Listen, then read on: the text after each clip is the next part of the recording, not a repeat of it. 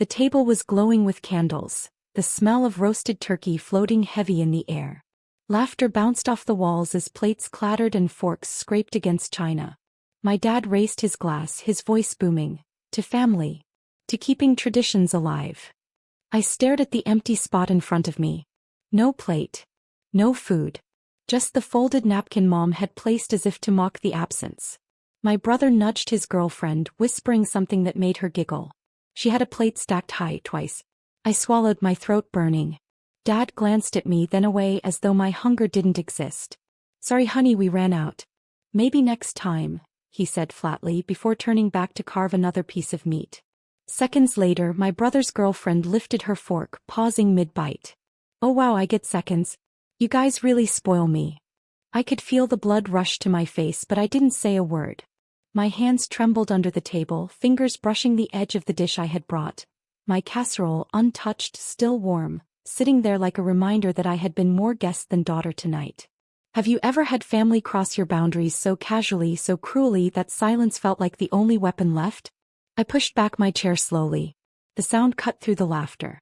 I stood, lifted my dish and carried it to the door without a word. And in that silence, something inside me shifted. The cold December air slapped my face as soon as I stepped outside. My hands gripped the warm casserole dish like it was the only thing tethering me to reality. Behind me, muffled voices rose. Did she just leave? My aunt's voice carried through the doorway. Dad's reply cut sharp. Ungrateful. She always makes a scene. A scene? I hadn't spoken a single word. Not one. I loaded the dish into the passenger seat of my car, my reflection in the frosted window showing me a woman with clenched jaw and wet eyes. I sat there for a moment, headlights casting pale beams across the driveway, listening to their laughter still spilling from the house I used to call home. My phone buzzed on the seat beside me. A text from Mom. Don't be dramatic. You know food is limited. We can't always cater to you. Cater to me. As if a simple plate of food was indulgence, not inclusion. As if I were a burden in my own family's ritual. I typed nothing back. Instead, I pulled the keys from my pocket, the metal jingling like a cruel little bell. The engine hummed to life.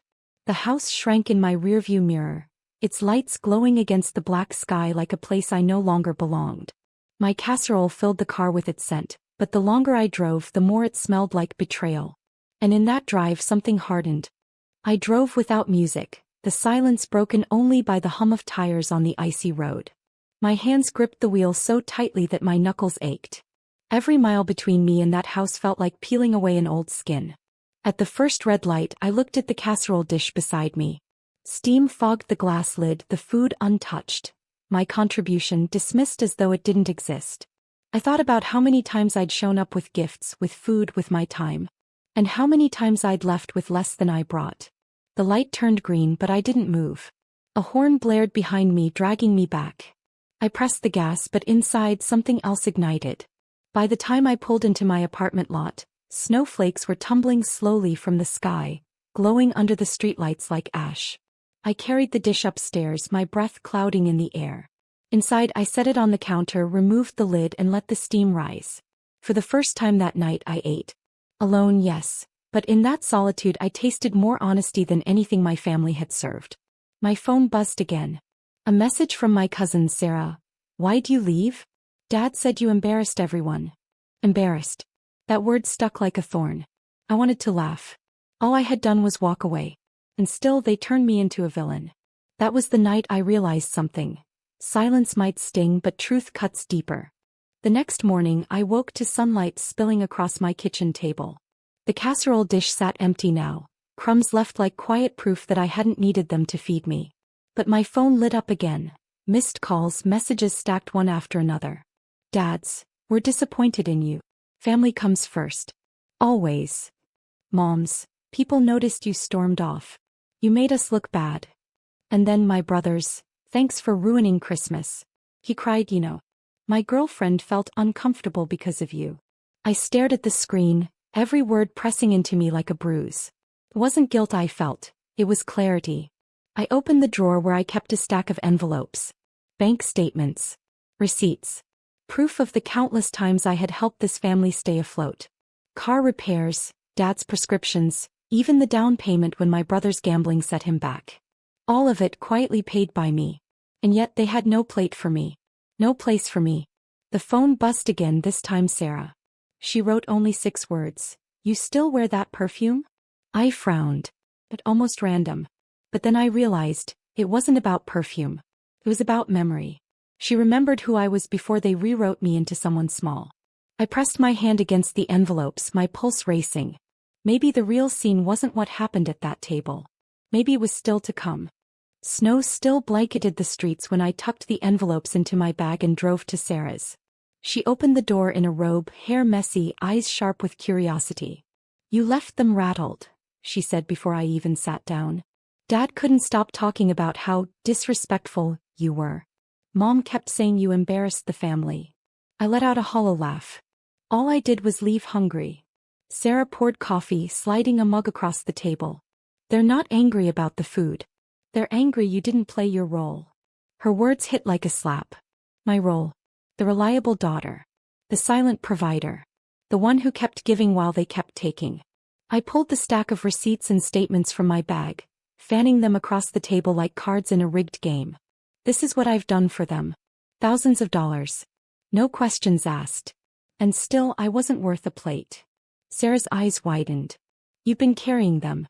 And they've been acting like you're the burden." I nodded. "They want me silent. But silence feels like starvation now." She leaned in, voice low.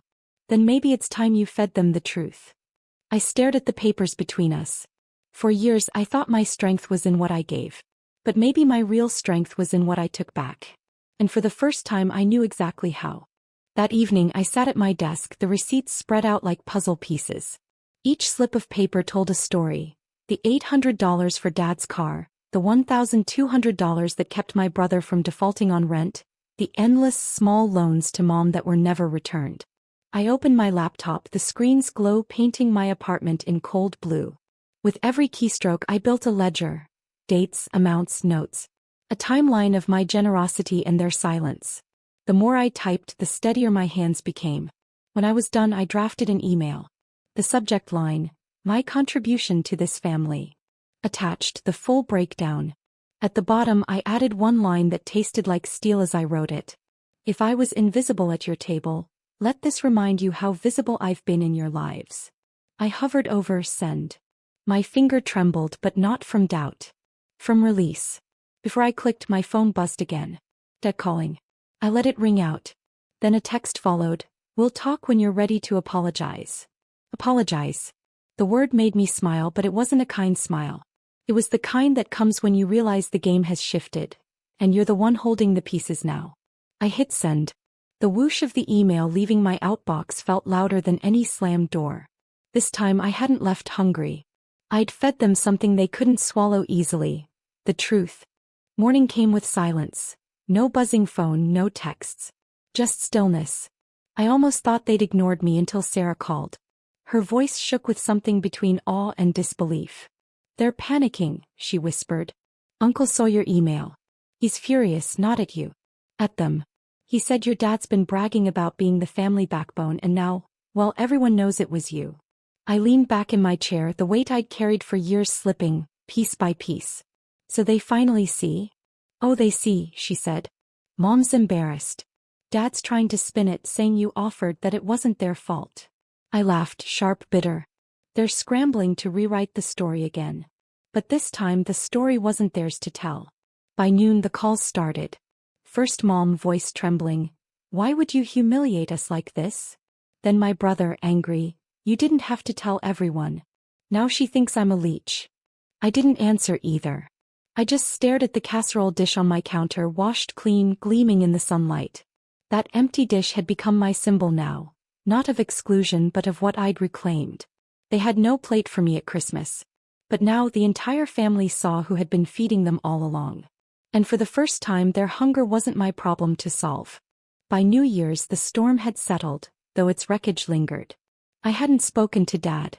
Mom sent one stiff message: "We should move past this. Family is family." My brother stayed quiet, but his girlfriend unfollowed me online, as if that small click could erase the truth. And yet not everyone turned away. Uncle called on January 2nd. His voice was gentler than I remembered. You've been carrying them for years. I wish I'd known sooner. I'm proud of you for saying it out loud. Even Sarah came by, a small gift bag in hand. Inside, a single porcelain plate hand-painted with blue edges. She smiled softly. Next Christmas, if you don't get a plate, bring your own. But know you've earned one 100 times over. I held it in my hands, the porcelain cool and fragile, yet strong enough to last. It wasn't about the plate, not really. It was about being seen, acknowledged, given space at the table I had been feeding in silence all along. That night I set the plate on my shelf, not in the cupboard. A reminder. A boundary in porcelain form. For the first time I didn't feel like I was waiting for their approval. I wasn't starving for scraps of love anymore. The revenge wasn't loud. It wasn't cruel. It was simple. Truth delivered, boundaries drawn, silence chosen. And that silence fed me more than any meal ever had.